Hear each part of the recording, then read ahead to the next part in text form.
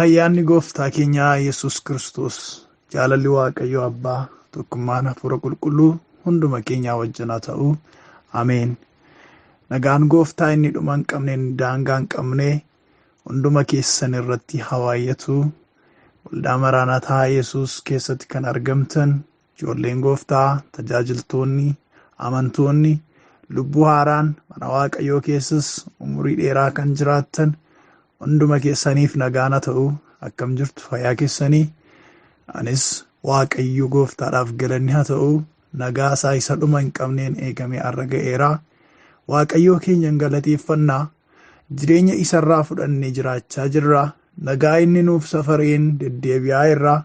Inni gaarummaan isaa guddaa waan ta'eef gaarummaan keenya baay'ateera. Isarraa isa nuu dhufe waan hammaarranneef maqaan isaa bara baraan kan kabajame haa ta'u. Egaan Waaqayyoo keenya isa guddaa walii wajjiniin ulfeessaa. Guyyaa har'aa kanattis immoo sagalee Waaqayyoodhaa walii wajjiniin baranna. Waaqayyo gooftaan nu gargaaree yeroodhaa gara yerootti barumsa adda addaa barachaa jirra. Barumsi Waaqayyo gooftaan hafuura isaa qulqulluudhaan nuuf qoode immoo as waldaa keenya keessattis akkasumas kallattii adda addaatiin obboloota garaa garaa qaqqabaatti jira. Dabalataanis immoo Waaqayyo gooftaan isaan eebbisu gaggeessitoonni waldaa kanaa yuutuubii waldaa kanaarra kaa'uudhaan dhaloonni addunyaa kanarra jiran barumsa karaa kanaan tatamsa'uu akka argataniif ga'ee guddaa taphachaa jiru. Gooftaan isaan eebbisu. Isinillee haalli moobaayilii keessanii, haalli miimoorii keessanii wantoonni isin hin mijoofne yoo jiraate barumsoota isin darban yuutuubii waldaa Maraanaataa Yesus irraa akka argattanii asumaan isin yaadachiisuun barbaada. Waaqayyoon isa guddaa walii wajjin kadhannee har'ammoo mata duree haaraa walii wajjiniin dubbii Waaqayyoo barachuu eegalla. Egaa gooftaa bira yeroo hundumaa burqaa ho'aatu jira. Dhumeen hin jiru. Gadi hirrachaan deemu. Yesus bara baraan gooftaadha. Waaqa keenyaa ati gaariidha. Ati guddaadha. Gaarummaaniif tolli si biraa gadi hirrachaa hin adeemani. Wantoonni Waaqa keessaa gaarummaan isaanii lakkaa'ameen dhumne si biraa gadi roobu. Ilmaan kee warri Yesus Kiristoosiin sirraa dhalanne immoo isa burqaa ta'ee gola kee keessaa gadi yaa'u kanaan badhaadhaas geenyeerra. Maqaa gooftaa maqaa Yesuusiitiin galanni teessoo keessa ulfina qabeessa irratti siif haa ta'u. Amajaajii hundumaa diina keenya karaa garaa garaatiin nuun lolu irree keessa guddaadhaan nurraa caccabsitee faana keenya jalatti gadi tumaa asiin nu ga'uu keetiif maqaan kee inni ulfina qabeessi bara baraan kan kabajame haa ta'u. Gooftaa bara baraan ulfaadhu. Diinni keenya kan inni akeeku kan inni yaadu kan biraadha. Gaarummaan kee garuu guddaa waan ta'eef yaa Waaqayyo nu jiraanneerra jireenyi keenya ta'eera gama keenya jireenyi ta'eera maqaan kee ulfaatu. Fuula kee duratti kan dhiyaanne ijoolleen kee immoo hanqina garaa garaa qabna. Mudaa garaa garaatiin yeroodhaa gara yerootti gaddisiisaa jiraanna. Adaraa yeroo kana immoo araaranuuf godhi cubbuu hunduma keenyaa isa fannifamee isa dhangala'ee dhiiga Yesuusiin raawwattee nu qulleessi. Hamaaf amajaajiin keenya inni nuun lolu immoo faana keenya jalatti gadi hatumamu dabalee waaqni nurratti banamee hafuurri qulqulluun nu haa barsiisu maqaa Yesuusiin. Ameen. Waaqayyoodhaaf galanni guddaan haa ta'u. Guyyaa irraa mata duree haaraa walii wajjiniin barachuu eegalla isiniin jedheen jira. Mata dureen nuyi guyyaa irraa walii wajjiniin barachuu eegallu dirreewwan waraanaa hadhaa'oo kan gootonni harka itti kennan sana jedha. Xiqqoo mata duree dheeraadha. Garuu yaadni isaa haala salphaa ta'een namaaf hubatama. Irra deebi'een dubbadha maal jedha? Dirreewwan waraanaa hadhaa'oo kan gootonni harka itti kennan sana. Dirreewwan waraanaa hadhaa'oo kan gootonni harka itti kennan sana. Dirreen waraanaa maal akka ta'e ifaadha. Gootonni kan harka itti kennanis yeroo jennu ifaadha. Waa'ee macaafa qulqulluu keessaa dirreewwan waraanaa kan gootonni macaafa qulqulluu keessatti argaman harka itti kennan kanaa walii wajjiniin ilaalla jechuudha. Maaliidha isaan? Dirreewwan akkamiiti? Macaafni qulqulluun nu yaadachiisu jenneet walii wajjiniin ilaalla.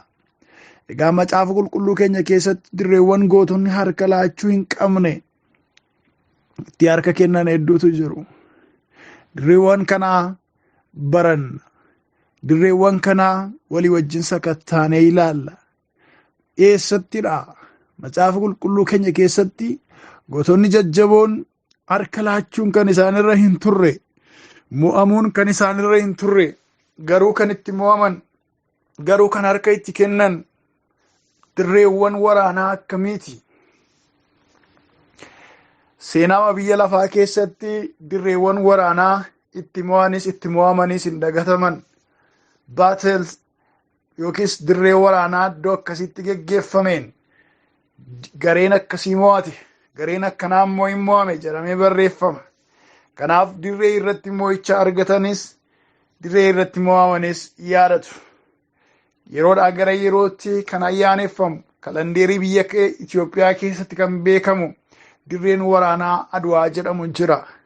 Dirreen waraanaa Adwaa jedhamu kun kan inni yaadatamuuf bakka lolli jabaanii qaama alaa dhufee biyya kana weeraruu barbaade wajjiniin geggeeffamee fi biyya kana keessa sabaaf sablammiin jiru walitti gurmaa'ee diina alaa dhufee biyyicha weerare, laga gamaa dhufee biyyicha weerare kan isaan itti mo'atan waan ta'eef yeroodhaa gara yerootti dirreen waraanaa sun yaadatama. Akkasumas immoo kanneen itti mo'amanis hin dagatamani. Dirree akkasitti diinni haala kanaan humna nu caalee akkasittiin booji'amne akka ittiin harka laanne jedhanii namoonni yaadatu. Egaan isa itti mo'anne hedduunis jira. Macaafa qulqulluu keenya keessatti dirreen nuyi irratti mo'icha argan kan gootonni nu fuuldura turan irratti mo'icha argatan hedduun jira. Arra garuu kan walii wajjin ilaallu kan gootonni itti mo'aman ilaalla. Kan gootonni macaafa qulqulluu keessatti irratti mo'aman dirreewwan kanaa adda baafnee baruuni mudaa warra durii sanaa dubbannee quba itti qabuudhaaf miti.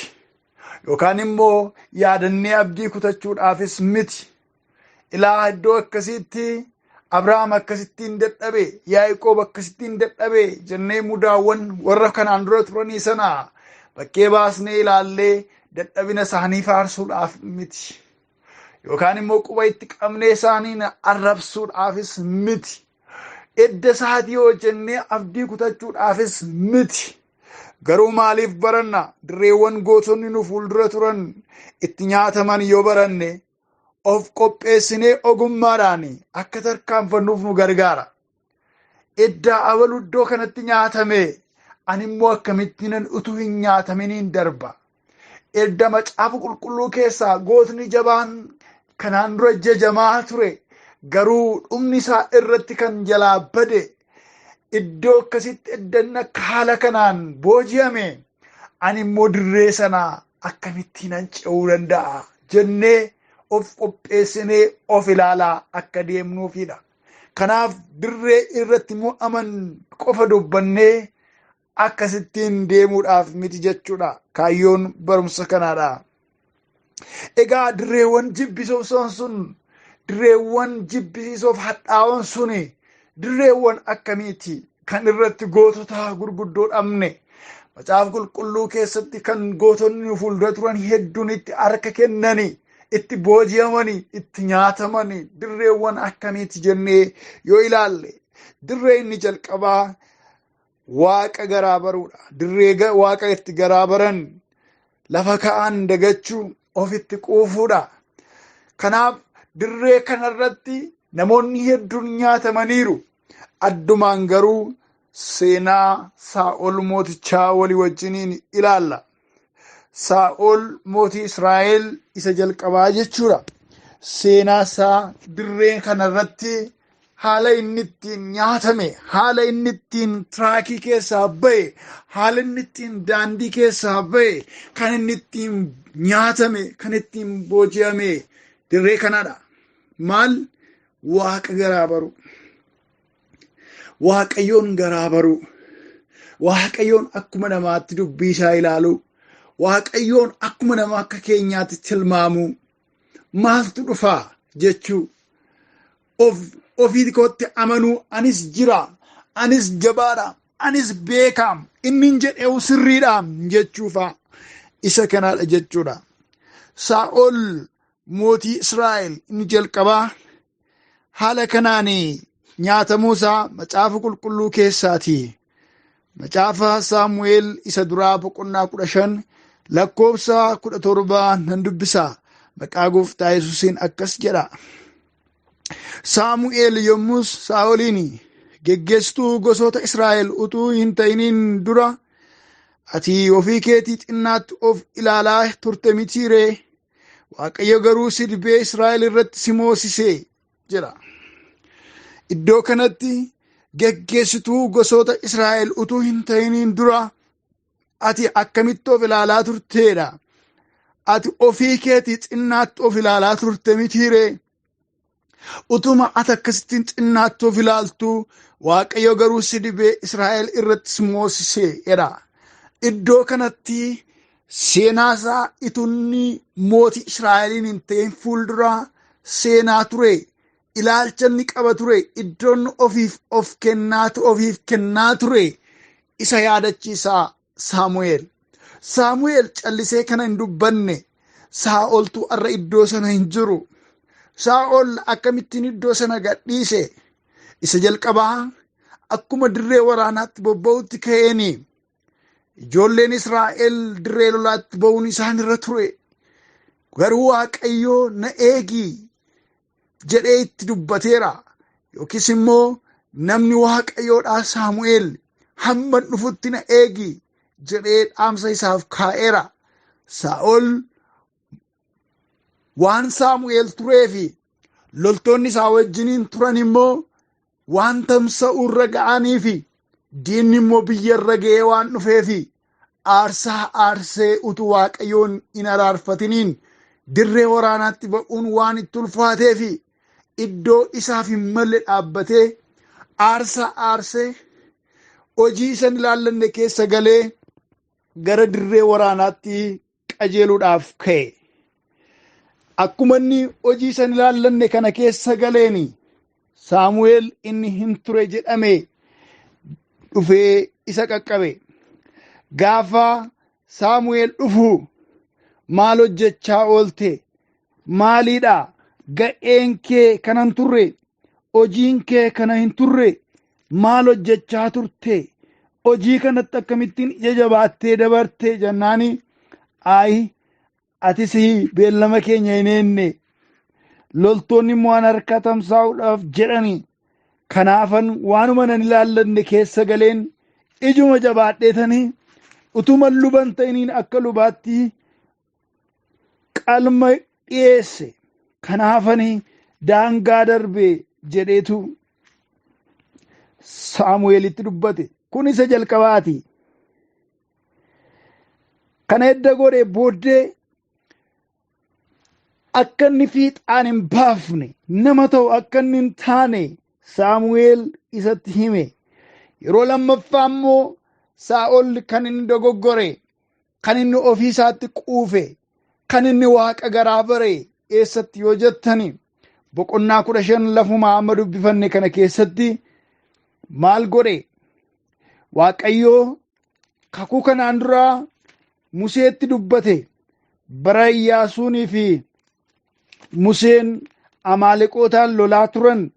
Amaaleqoonni raawwatanii bantii Waaqaa jalaatii baduu qabu. Qajeelfama Waaqayyo bara sana sabni Israa'el utuu gara biyya kakuutti hin galiniin dura dubbate sana karaa Saa'ol fiixaan baasuudhaaf jedhee Waaqayyo dirree waraanaatiif isa bobbaase.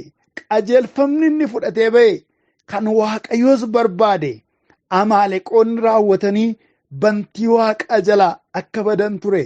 Kun kakaa Waaqayyooti. Ejjennoo Waaqayyoos ture. Yaada Waaqayyoo kana ejjennoo Waaqayyoo kana galmaan ga'uudhaaf kakuu kanaan dura Museefaa itti dubbatame sana fiixaan baasuudhaaf Saa'ol gara dirree waraanaatti ergame. Lola kanas gaafa deemu namas ta'e horii waan jiru hundumaa akka fixaniif ture. Haa ta'u malee Saa'ol dirree waraanaatti gale. Waaqayyoos akkuma sagalee isaa kakuu isaa raawwatee moo'icha isaaniif kenne. Moo'ichi isaaniif kennamee diinonni sodaachisoon kaleessa Iyyaasuu lolatti beekamaa sana dura dhaabbatanii rakkisanii harka Saa'olitti kukkufani. Harka Saa'olii fi namoota Saa'ol harkatti badduu ba'ani. Isa booddee yaanni isaa tokko dhufeef maaliif horii kana fakkaattu? Akkamittiin balleessina? Akkamittiin horii kana fakkaattu cal jennee bakkeetti ciccirree ganna? Kottaa ishee gaggaarii kana oofnee galla. Kan ammaa fudhannee biyyatti galla. Boojuu guurraa. Kana balleessuun sirrii miti. Kan ammaa fuunee deemuu qabna. Mootii isaanii isa Agaagiin jedhamus fayyaatti qabanii booji'anii waan gaggaariidha jedhamtu hundumaa immoo ooffatanii gara eessaatti deebi'an? Gara Israa'elitti deebi'anii galan. Yaanni Waaqayyoo garuu gara Israa'elitti fayyaatti booji'amanii dhufuu, horiin oofamanii galuutu hin taane raawwatanii baduu ture. Inni anatu beeka. Inni Waaqayyoo jedhu kun badaamayyuu dirqamas miti. Kan ammaa maal akkamittiin Waaqayyoo risoorsii hamma naga'u akka badu godha? Akkamittiin qabeenya hamma naga'u kun dirree irratti akka badu godha? Kan ammaa fuunee deemnaa. Yaadni kun yaada eenyuuti? Yaada Saa'ol, yaada dhuunfaa isaati. Yaadni Waaqayyoo garuu maal kan jedhu ture? Raawwatee balleeffamuu qaba kan jedhu ture. Ilaalchi Saa'ol maal ture? Qabeenya Israa'eliif daballa.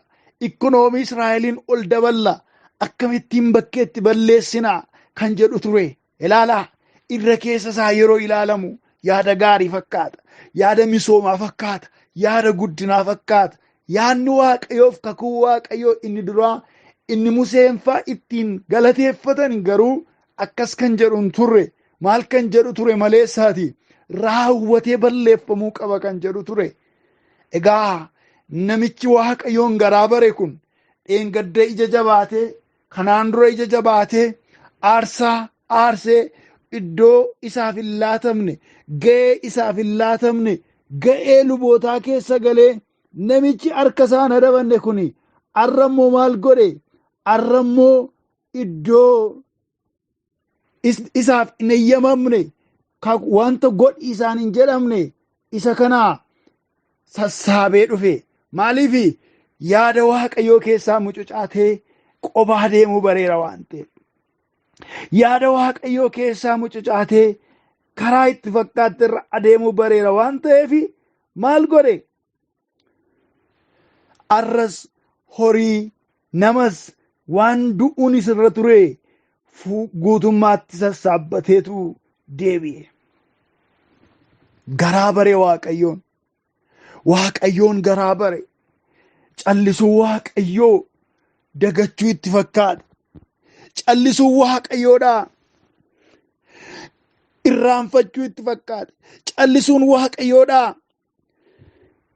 hubannaa dhabuu itti fakkaata. Waanuma Waaqayyoo waan kana addaan hin baafanne obsuu Waaqayyoodha hubachuu dhabuu itti fakkaate. Kanaani namni Israa'el keessatti jabaadha jedhamaa ture. Namni Israa'el keessatti goota jedhamaa ture. Dirree kanarratti kufe. Tajaajilli isaa ministirii isaa hin kufe. Tajaajilli isaa hin kufe. Fudhatamni inni qabu hin kufe. Mooraalii isaa hin kufe. Fuula Waaqayyoo duratti akseeptaansii inni qabu hin kufe.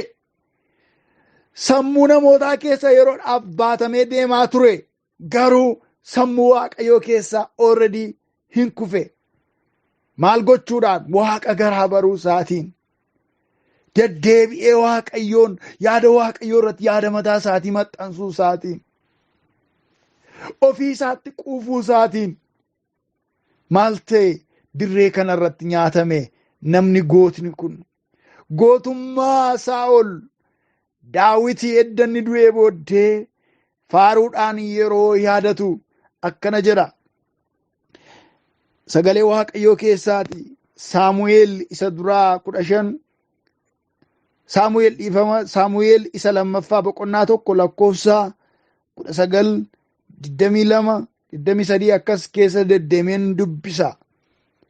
Edda Saa'ol obbaafatee du'ee booddee Daawitii akkaataan itti mararteedhaan isaaf gadde gootummaa isaa gootummaa ilma isaas akkas jedhee dubbata.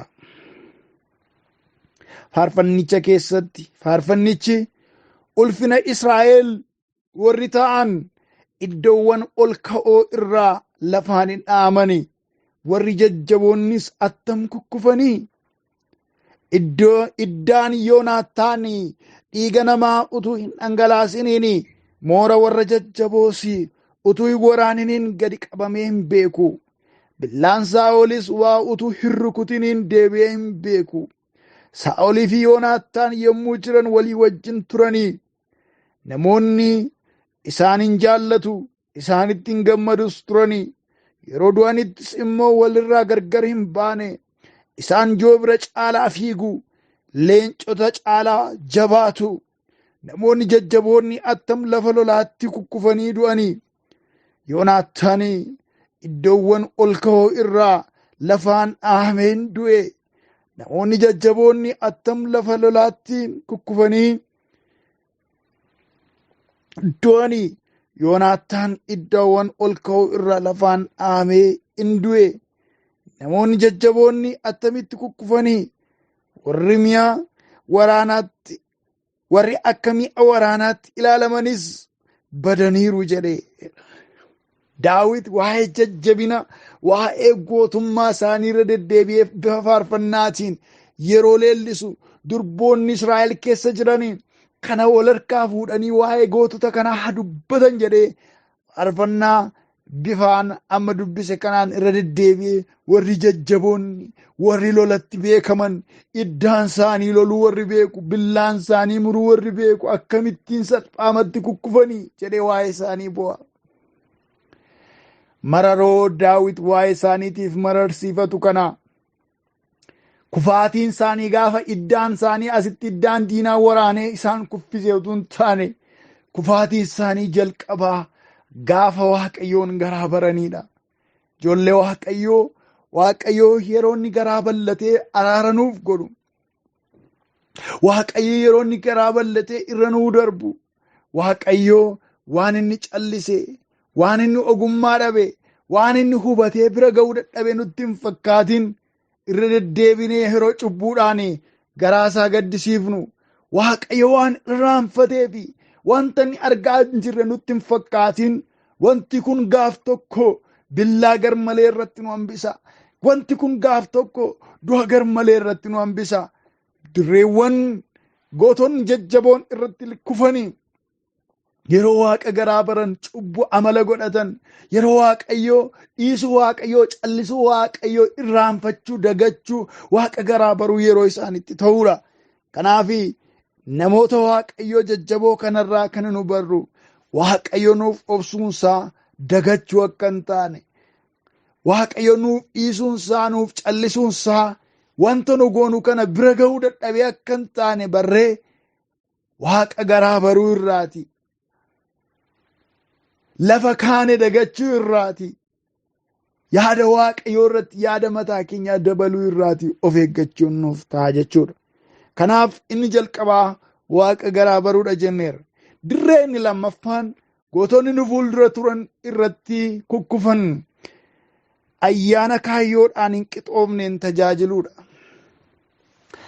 Maalan jedhe ayyaana kaayyoodhaan hin qixoofneen tajaajiluun gootota gurguddoo nu dhabsiiseera macaafa qulqulluu keessatti. Ayyaana qabu, dibata qabu, garuu dibanni isaanirra jiru, ayyaanni isaanirra jiru kun kaayyoodhaan kan qixaa'e miti, kaayyoodhaan kan hoogganame miti, kaayyoodhaan kan kuulame miti. Maaliidha maleessaati? Calluma jedhee ayyaana turra jira maleessaati. Haala kanaan macaafa qulqulluu keessatti kan kufan, kan booji'aman, kan harka laatan gootonni turaniiru. Achi keessaati tokko kan iddoo kanatti kutaa kana keessatti walii wajjiniin ilaallu Simsoon nama jedhamudha. Waaqayyo waan namaa wajjin jiraateef tajaajiluu malee waaqayyoof jiraatanii tajaajiluuf kutannoo kan murtoo dhabuudha kun. Maaltu ayyaanni kaayyoodhaan hin qixoofne maalidha yoo jenne, waaqayyo waanuma namaa wajjin jiruuf, humni waaqayyo waanuma namarra jiruuf, dibanni waaqayyo waanuma namarra jiruuf tajaajiluu malee waaqayyoof jiraatanii tajaajiluudhaaf murtoo dhabuu, kutannoo dhabuu, ejjennoo dhabuu. Kanaaf ayyaanni yoo kaayyoodhaan hin rirriitamne, kaayyoodhaan yoo hin sukkumamne, kaayyoodhaan yoo hin qixoofne eessatti nyaatamu jechuudha. Dirreen kun dirree kufaatiiti. Qixi kun qixa kufaatiiti. Waa'ee nama kanaa hammatee ilaalla. Waa'ee Simsoon jechuudha. Namni kun dhalachuu isaatiin fuulduraa akka inni dhalatu kakuudhaan maatii isaatti dubbatame. Innis hin dhalate, qajeelfamni inni ittiin guddatus ergamaa waaqaatiin kenname. Achi keessaa qajeelfamni tokko waaqayyoof addaan kan ba'e naaziricha waan ta'eef rifeensa isaarraa qarabaan akka hin geenye, wanti rifeensa namaa kukkutu aadu akka irra hin geenye qajeelfama kennameedha. Naaziraawii yookaan naaziroota warri jedhaman waaqayyoof warri addaan ba'an kanaanidha karaa isaan ittiin guddatan tokko. Waynii fi waan waynii irraa hojjetame afaan isaaniitiin hin qabanii. Maaliif? Waaqayyoof addaan ba'aniiru waan ta'eef, dhuunfaa waaqayyoo ta'aniiru waan ta'eef. Inni kan biraan immoo rifeensa isaanii irraa wanti rifeensa namaa muru irra hin ga'u, qarabaan irra hin ga'u jechuudha. Kanaan qajeelfama kanaan warri guddatanii yookiis namni guddate Samsoon kaayyoonni guddateef, kaayyoonni dhalateef waaqayyoodhaaf ijaaba'uuf ture. Waaqayyoof karaa inni ittiin ijaaba'u immoo sabaa warra ijoollee Israa'eliin gadi qabaa turan Filisxeemota irratti ijaaba'uudhaaf ture. Namni kun ayyaana guddaa, dibata guddaa, humna guddaa buqqisuu kan danda'u, kuffisuu kan danda'u, irree jabaa qobaasaa kuma gashuu kan danda'u isarra ture. Kanaaf ayyaana guddaa, irree guddaa, moo'icha guddaadhaan nama qobaasaa socho'u ture. Namni irree guddaadhaan, dandeettii guddaadhaan adeemu kun jireenyi isaa garuu kaayyoodhaan miti kan inni adeemu. Humnumatu irra jiraaf Samsoon dhufeedhani lafaan dhadhee deemu malee maaliif akka jiraatu? Waaqni inni addaan ba'ee fi dhalate kun waan inni sirraa barbaadu hin barre. keessumaa jireenyi isaa karaa inni ittiin nyaatamuuf, karaa inni ittiin qoramu dubartoota ejjitootaa wajjiniin hariiroo inni qabuunidha. Namni dibataa kun, namni kakuu kun, namni Waaqayyoof addaan baafamee guddate kun. Sagalee Waaqayyoo keessaatii nan dubbisaa. Macaafa Abboota Firdii boqonnaa 16 lakkoofsa 1 gaaf tokko Simsoon gara mandaraa Gaasaa dhaqee dubartii ejjituu tokko argee gara isheetti ol galeedha.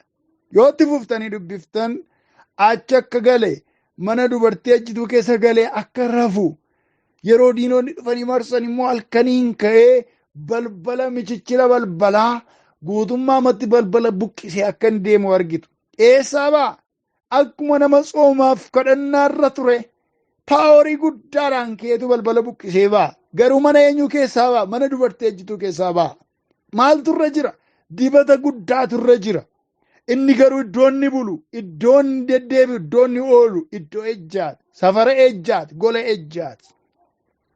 Kanaaf namichi kun ejjaniis akka barbaadan jiraataniis humni isaan mul'achuu hin danda'a jedhee waan of amansiisee fi jireenya isaa garagareen ilaalle.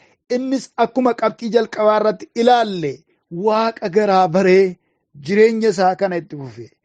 Boqonnaa 16 lakkoofsa 1 irratti dubartii ejjituu tokko jedha malee maqaa ishee hin ibsu. Boqonnaa 4tti darbine yoo dubbifne immoo ammas dubartii kan biraa wajjiniin hariiroo inni uumu argina. Isheen immoo maqaan ishee iyyuu beekamtuudha. Ergasii booddee Simsoon dubartii Daliilaa jedhamtu dachaa Soorek keessa jiraattu tokko in jaallateedha. Lakkoofsa 4 irratti 16 Abboota Firdii boqonnaa 16 lakkoofsa 4 irratti. Lakkoofsa 1 irratti dubartii ejjituu kan biraadha. Asitti immoo Daliilaa dubartii jedhamtu tokko argee jaallateedha. Kanaaf jireenyi isaa naannoo ejjaa, naannoo dubartoota ejjaaf jiraatanii kana biraa hin fagaatu. Garuu maaltu irra jira? Dibata guddaatu irra jira. Maaltu irra jira? Humna Waaqayyoo guddaatu irra jira. Humna moo'icha guddaa agarsiisutu irra jira. Kanaaf namni kun maal qaba? Ayyaana qaba. Ayyaana guddaa qaba. Dibata guddaa qaba. Dibanni isarra jiru kun garuu kaayyoodhaan kan qixaa'e miti. Kaayyoodhaan kan sukkumame miti. Kaayyoodhaan kan morodame miti. Kaayyoodhaan kan hoogganame miti. Maaliidhalee? Jira Waaqayyo naa wajjin jedhee fiiga. Inni garuu Waaqayyoof hin jiraatu ture. Jireenyi isaa kun, jireenyi isaa inni kaayyoodhaan hin hoogganamne kun, jireenyi isaa inni ayyaanaan hin qixoofne kun boqonnaa 16 lakkoofsa 17 irratti jireenya isaa seenaa isaa achumatti gabaabse. Lakkoofsa 17 irratti Abboota Firdii jechuudha. Kana irraa kan ka'e ani garaa haadha kootiitii jalqabee Waaqayyoof addaan waanan baafamee fi takkaa qarabaan mataa koo irra hin geenye. Mataan koo yoo haadame garuu humna nan dhabaa, nan dadhabaa, akkuma nama kan biraas nan ta'a jedhee dhoksaa garaa isaatii hundumaa isheetti himeera. Eenyutti? Daliilaatti. Eenyutti? Dubartii ejjituutti. Eenyutti? Dubartii humna isaa dadhabsiiftee citii isaa baaftee birrii guddaa itti nyaattee jirtu tokkotti. Garummoo sin jaalladhaati nan jaallattu jettee jechoota gaggaariidhaan garaa isaa moogeessitu tokkotti icciitii eenyuyyuu baruu hin qabne, icciitii jireenya isaa fuudhee boollaaf dukkana keessatti gatuu danda'u tokko gadi diigee isheetti hime. Daliilaan waan kana gaafa dhageessu hin gammadde. Diinota Simsooniin barbaadaniin amma waan hundumaa natti himeera qophaa'aa jette. Jilba ofii isheetii irra isa raffistee rifeensa isaa guutummaatti irraa haadde. Isa booddee yaa Simsoon, Filisxeemonni sitti dhufan gaafa isheen ittiin jettu jira of se'ee ka'e. Akkuma kaleessaa humnichi narra jira jedhee yaade. Akkuma kaleessaa kakuuchi narra jira jedhee yaade. Akkuma kaleessaa humni jabaan sun, ayyaanni guddaan sun narra jira jedhee yaade. Humnichi garuu haadameera. Humnichi garuu irraa fuudhameera. Humnichi garuu irraa godaaneera. akkuma kaleessaa jechuun hin hafe.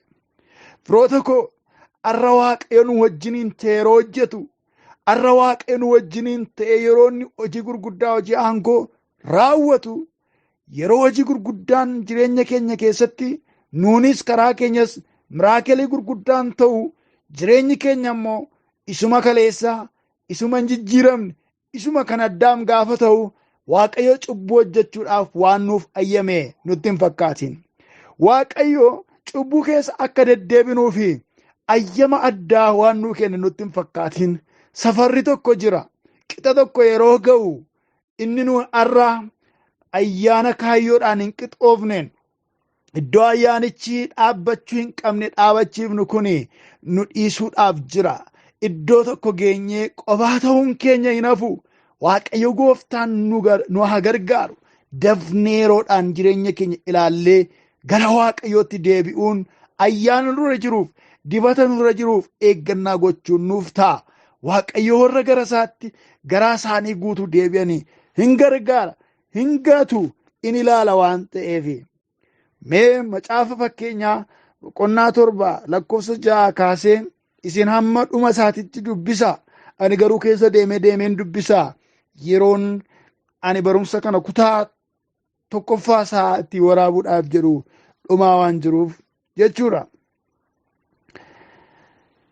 Macaafa fakkeenyaa boqonnaa 7 lakkoofsa 6 kaasee abbaan fakkeenyaa Solomoon mana isaa keessa taa'ee waa'ee dargaggeessa tokko kan inni dubbatu ilaalla. Akkana jedha, ani golgaa koo keessaa karaa qaawwa mana kootii ol ala ilaalee wallaalota keessaa dargaggoota gidduudhaa gurbaa qalbii hin qabne tokko nan argeera. Eessa taa'e? Mana koo keessa taa'e nasii gadi gara alaa ilaale. Gara bakkee gara diidaan ilaale. Achi wallaalota keessaa dargaggoota gidduudhaa gurbaa qalbii hin qabne tokko nan argeera abbaan fakkeenya. Inni cinaacha karaa mana dubartii tokko dhaqu irra gara mana isheetti fuula deebifatee in adeema ture. Yeroon isaas aduun lixxee erga dukkanaa'e booddee halkan walakkaa ture. Yommus dubartiin tokko haxxummaadhaan uffata halalummaa uffattee gadi isatti baate. Ilaala, namichi qalbii hin qabu, gurbaan qalbii hin qabu, wallaalaadha. Dargaggeessa immoo yeroon isaa dukkanadha. Dubartiin tokko immoo uffata halalummaa uffattee itti baate. Ilaalaa waan macaafni qulqulluun jedhu uffata halalummaa jira. Uffata halalummaa macaafni qulqulluun jedhu kun kan akkamiiti laata?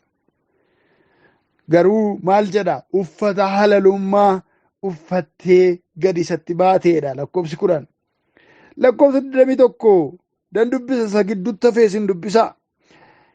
Isheen haasaa baay'eedhaan karaa irraa isa hin kaachifti. Itti kuuluu isheetiinis isa hin giddisiifti. Yommus inni tokkichumaan akka sangaa qalamuuf hoofamutti, akka bosonuu futtaasaatti adeemtuttis ishee duukaa in bu'a.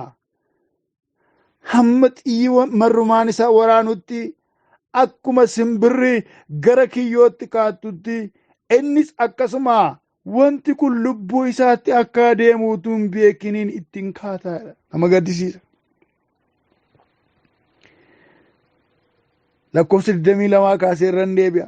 Yommus inni tokkichumaan akka sangaa qalamuuf oofamutti, akka bosonuu futtaasaatti adeemtuttis ishee duukaa in bu'a.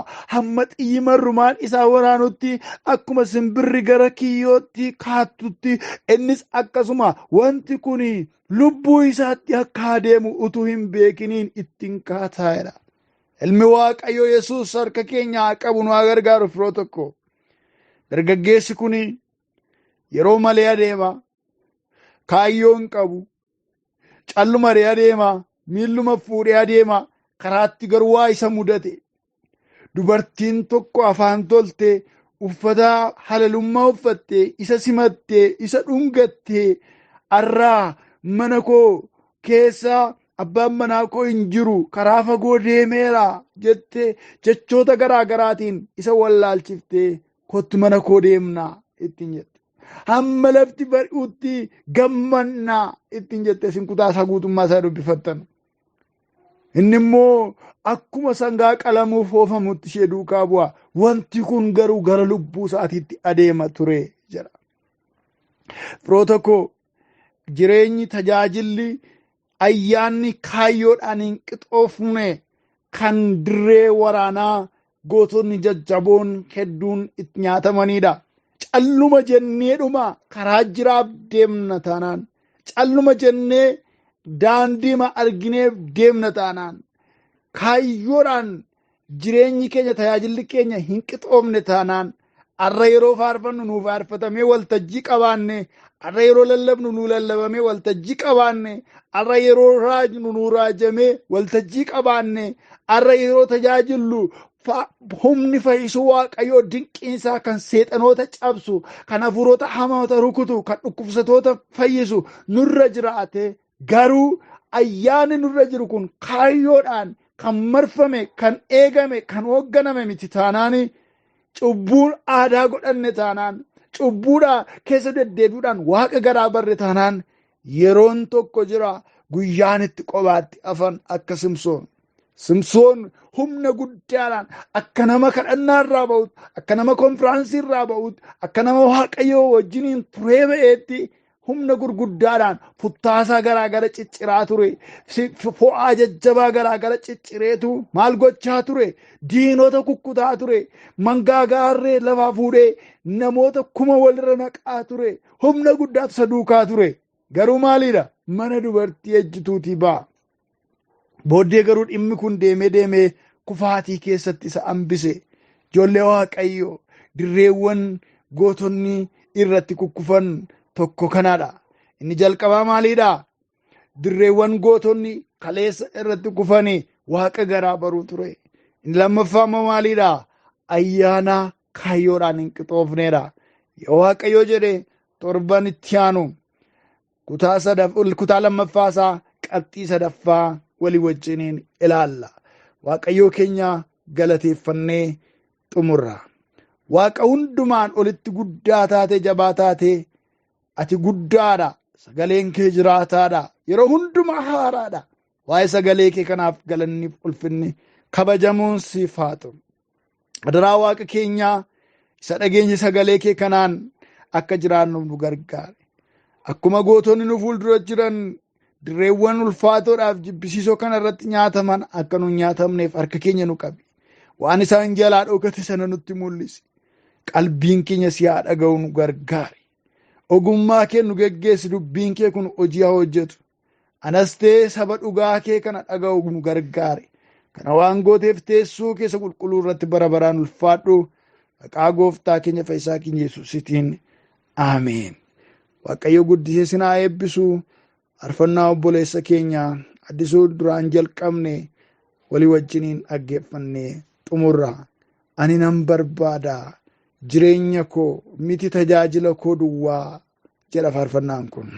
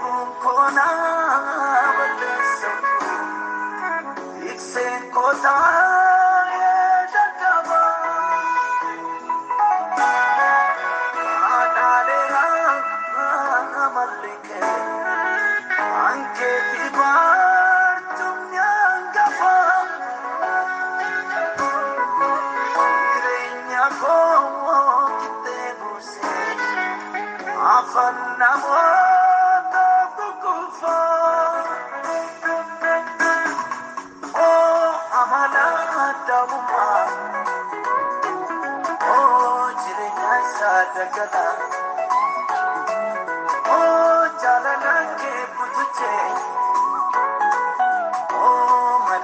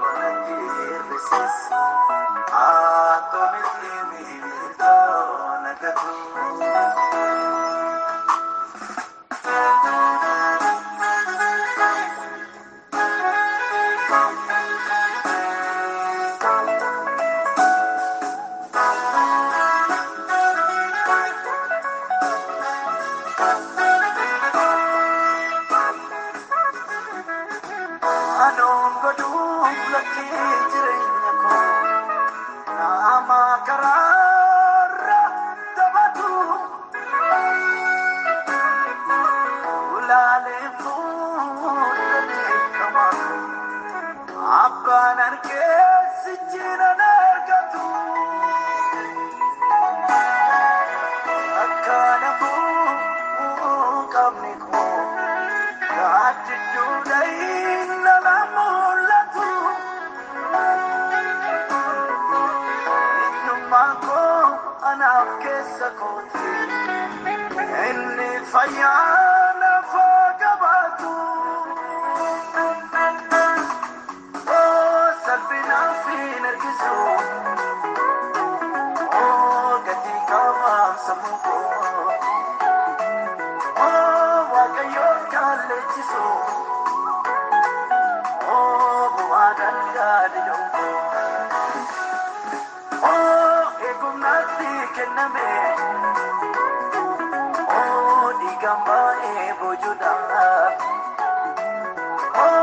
jireenyaaf kaadhimame lubbuun koo naaf meetiidha.